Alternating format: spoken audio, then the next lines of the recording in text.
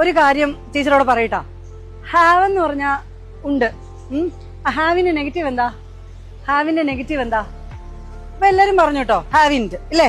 ഹാവിന്റെ negative ഹാവിന്റ്, ഹാസിന്റെ negative ഹാസിന്റെ പറഞ്ഞേ. അപ്പൊ എനിക്കൊരു കാറുണ്ട്, ഐ ഹാവ് എ കാർ. ഞാൻ അതിന്റെ നെഗറ്റീവ് ആക്ക്, എനിക്ക് കാറില്ല എന്ന് പറയാം. അപ്പൊ എങ്ങനെ പറയാ? എങ്ങനെ പറയും എനിക്ക് കാറില്ല എന്ന്? അപ്പൊ കുറെ പേര് പറഞ്ഞു I don't have a car എന്ന്. ചിലര് ഐ ഹാവിന്റ് എന്ന് പറഞ്ഞിട്ട് അങ്ങനെയാണോ എന്ന് ആലോചിച്ചു അല്ലേ? I don't have a car തന്നെയാണ് ശരി. പക്ഷെ she has a laptop, she doesn't have a laptop. ഹാവിന് ഡോണ്ടും ഹാസിന് ഡസന്റ് ഒക്കെ ഇട്ട്. ഞാൻ ചോദിക്കട്ടെ, ഹാവിന്റെ എവിടെ ഇടുക? അപ്പൊ ഹാവിന്റെ നെഗറ്റീവ് ഹാവിന്റെ എന്ന് പറഞ്ഞെങ്കിലേ ഹാവിന്റെ എവിടെ ഇടുക?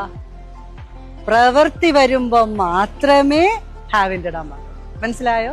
ഐ ഹാവ് ഗാൺ നെഗറ്റീവ് ആക്ക് ഐ ഹാവിന്റ് ഗാൺ. ഈ ഒരു കാര്യം കൂടെ ഉണ്ട് കേട്ടോ, പ്രവൃത്തി ഉണ്ടെങ്കിൽ മാത്രമേ ഹാസ് ആവിട്ട് ചോദ്യം ചോദിക്കാൻ പറ്റുള്ളൂ. Have you gone there? അല്ലാതെ നിനക്ക് കാർ ഉണ്ടോ എന്നാണെങ്കിൽ do you have a car എന്നാണ് ചോദിക്കുന്നത്. Hope you understood the grammar. Welcome to Shenine's academy. പിന്നെ ഫ്ലുവന്റ് ആവണമെങ്കിൽ ഒത്തിരി സന്ദർഭങ്ങൾ എടുത്ത് സംസാരിക്കണം. ഇത് എങ്ങനെ സംസാരിക്കണം എന്ന് അറിയില്ലെങ്കിൽ പറയാൻ പറ്റില്ല കേട്ടോ. അപ്പോ ഒരു ടോപ്പിക്ക് എങ്ങനെ പറയണം എന്ന് ആദ്യം പഠിപ്പിക്കും, നന്നായിട്ട് പഠിപ്പിക്കും. അതിനുശേഷം നിങ്ങളെ കൊണ്ട് പറയിപ്പിക്കും. 500 വരെയുള്ള ടോപ്പിക്സ് നിങ്ങൾക്ക് പറയാം. So you welcome to Shenine's academy.